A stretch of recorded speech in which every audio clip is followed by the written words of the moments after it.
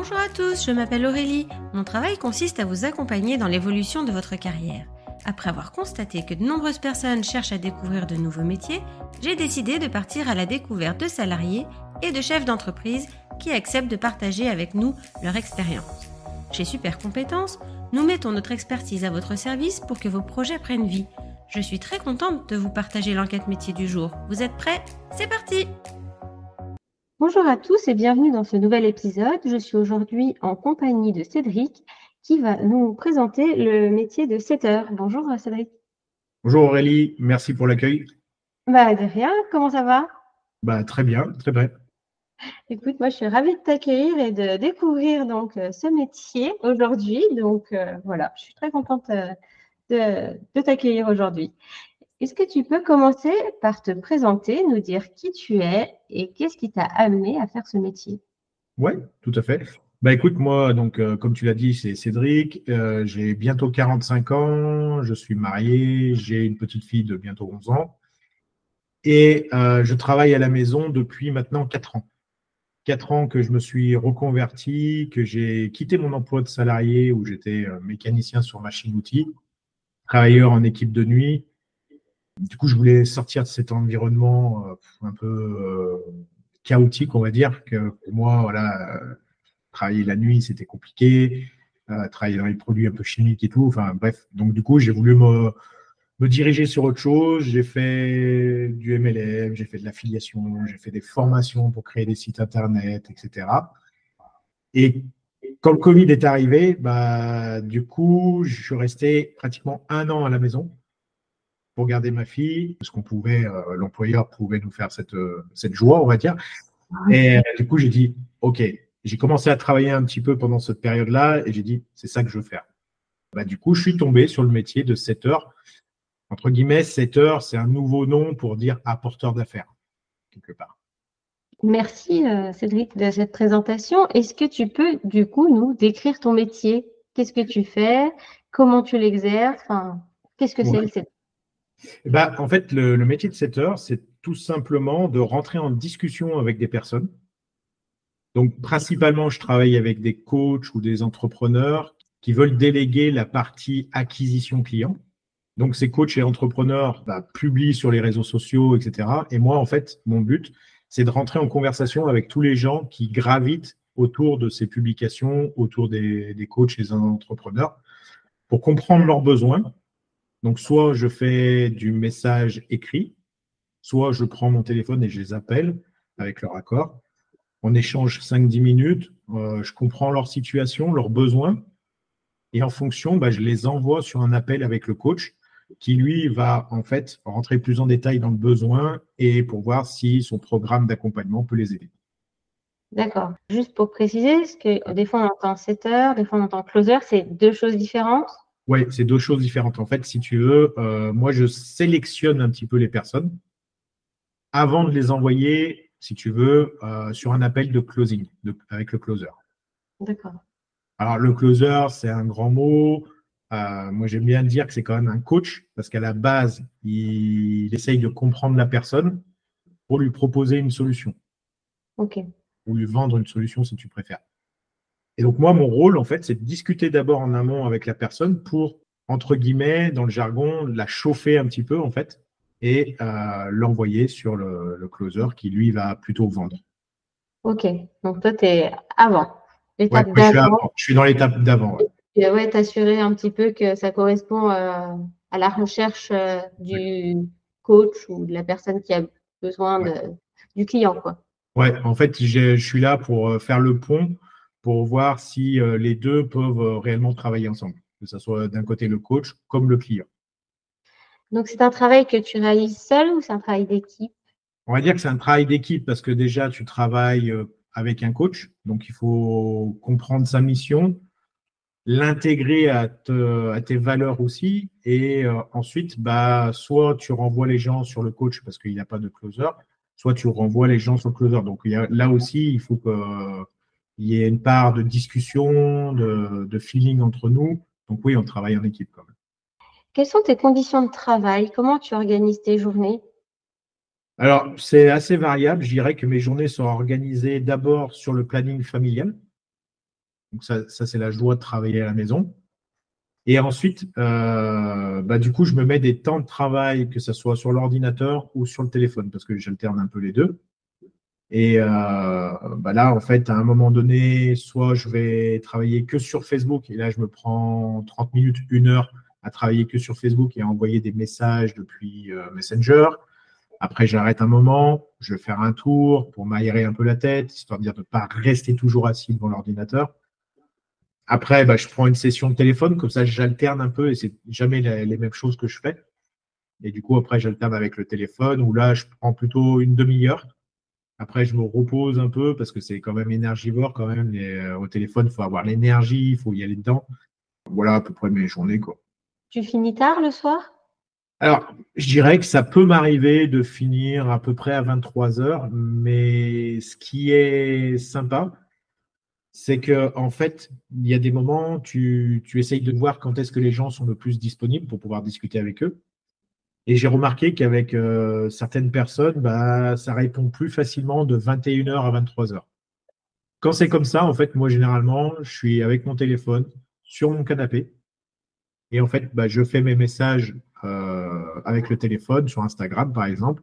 Je discute avec les gens juste en message. Par contre, pendant cette période un peu tard le soir, c'est juste par message écrit. Oui, pas tout à fait.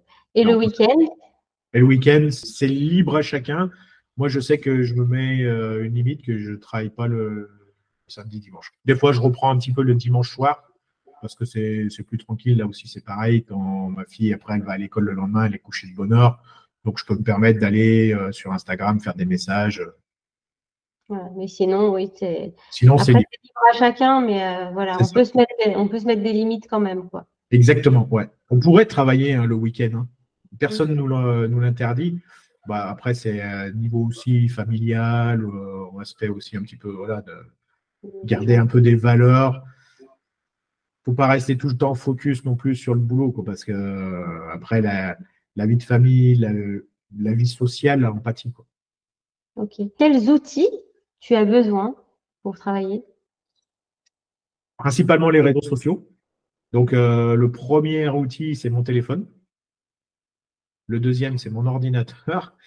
Après, vraiment global comme ça, oui, après, j'utilise bien tout ce qui est suite de Google, donc Google Drive, Google Sheet, ces choses-là.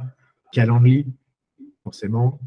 Oui, donc ça ne nécessite pas non plus d'un gros investissement, quoi. Non, non, non, ça ne nécessite pas d'investissement spécial dans des outils ou d'investissement vraiment à comprendre comment ça fonctionne. Parce que Google Drive, Google Sheet, Oui. quasiment tout le monde sait maintenant, au jour d'aujourd'hui, l'utiliser, quoi. Quelles sont les compétences nécessaires pour faire ton travail? Il y en a deux, c'est être à l'écoute et être un petit peu empathique. Ouais, en fait, vraiment se mettre au service un petit peu des gens que tu as en face de toi. Est-ce qu'il est facile de trouver des missions? Alors, oui, il est facile. Aujourd'hui, il y a une énorme demande de setters. Le marché est tel que les coachs, les entrepreneurs, ils ont beaucoup de travail et ils veulent déléguer en fait cette partie. Donc, du coup, le marché est quand même assez énorme. Régulièrement, j'ai la chance qu'on vient me démarcher pour faire des missions que je suis actuellement obligé de refuser parce que une fois que tu accompagnes un ou deux coachs, après, ça devient difficile d'aller en chercher plus. Ok. Et est-ce que quand tu es setter, tu dois te spécialiser dans un domaine ou tu peux en fait être setter pour n'importe quel coach? Dans l'idée, tu peux être setter dans n'importe quel coach, pour n'importe quel coach, n'importe quel domaine. Après, c'est aussi la joie que le marché est assez ouvert de pouvoir choisir avec qui tu vas travailler. Donc, tu peux choisir par rapport à ta vision, ta mission de vie, etc. Ou alors par rapport à des domaines qui te passionnent. Tu peux aller chercher un coach qui fait de la bourse et travailler pour lui. Tu aimes le développement personnel, tu peux aller chercher quelqu'un qui est dans le dev perso. Ok. Ouais, c'est vraiment ouvert, quoi. Et si tu travailles pour plusieurs, tu peux aller dans deux secteurs complètement différents pour t'amuser encore plus parce que tu as Ouais. deux domaines qui t'éclatent, quoi. J'aime bien dire que oui, quand tu travailles pour plusieurs coachs, il vaut mieux avoir deux domaines complètement différents. Comme ça, tu ne mélanges pas tout et il n'y en a pas un qui pourrait dire ah mais tu as ramené des clients chez lui alors que c'était pour moi. Enfin, il n'y a pas de conflit d'intérêt en fait. Est-ce qu'il est possible d'évoluer quand on est setter? Ah, carrément. Il est possible déjà quand tu deviens bon et que tu fais ça à plein temps, justement de prendre plusieurs infopreneurs. Donc ça, c'est la première des choses. Ensuite, au sein d'infopreneurs, tu peux évoluer, c'est-à-dire que tu peux devenir un setter plus et pourquoi pas faire aussi du community manager, donc faire les publications des infopreneurs. Ça, c'est quelque chose que tu peux faire. Ou alors, tu peux partir du côté vente et faire passer du côté closing, donc closer. Tu peux très bien prendre aussi un peu le lead et former d'autres setters au sein de l'infopreneur parce que des fois, toi, au bout d'un moment, tu ne peux pas faire du téléphone, tu ne peux pas faire de l'écrit. Donc, il y a certaines choses qu'il faut déléguer aussi. On peut dire à l'infopreneur, on va former quelqu'un au téléphone et qui fera que du téléphone. Et du coup, ça sépare les rôles et tu peux faire de la formation sur cette personne-là. Enfin, ou après, carrément devenir coach chez l'infopreneur si tu as vraiment aimé ce qu'il fait, quoi. C'est vraiment ouvert, quoi. D'accord. Après, selon ses envies, en fait. Selon ses envies, ouais, exactement. Ouais. Je dirais qu'il n'y a pas de limite. Quel est le salaire envisageable quand on est setter? Ça peut varier de 500 € et tu peux monter jusqu'à 3 000, 4 000 suivant ce que tu fournis, suivant comment tu as négocié aussi ton salaire, ta rémunération. Il faut savoir qu'en tant que setter, tu as deux styles de rémunération. Soit tu es rémunéré à la performance, c'est-à-dire que si tu envoies quelqu'un sur un appel et qu'il signe, donc il achète, tu es payé ici à la com. Donc généralement, c'est entre 5 et 10% du prix. Tu peux avoir juste un fixe.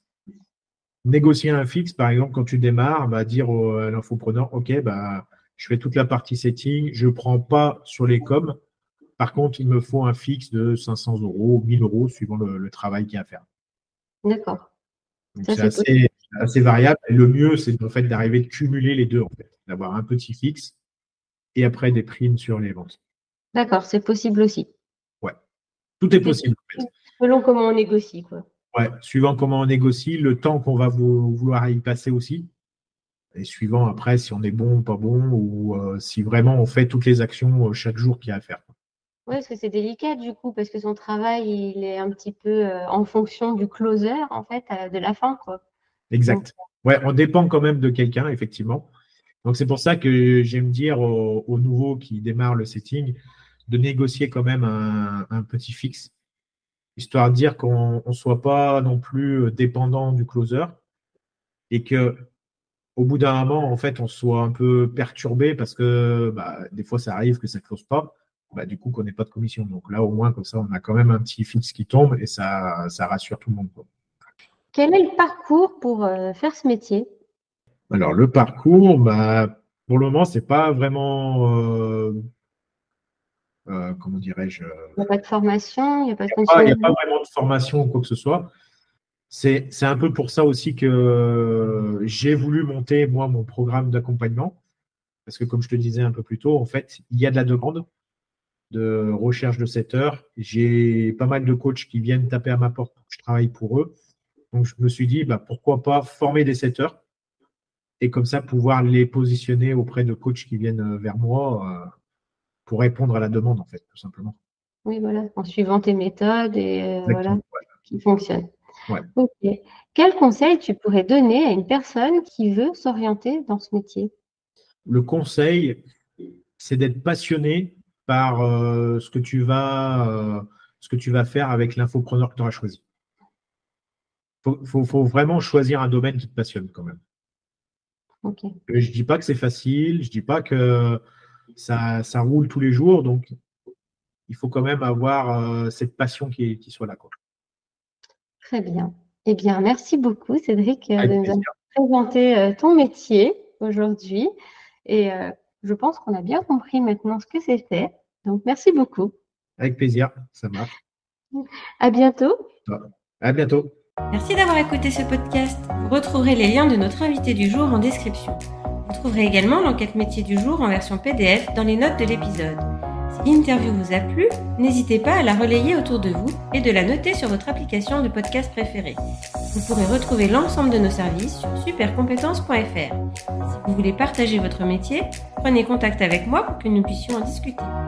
Je reste également disponible pour parler avec vous de vos projets de reconversion professionnelle. Je vous donne rendez-vous au prochain épisode. Belle journée!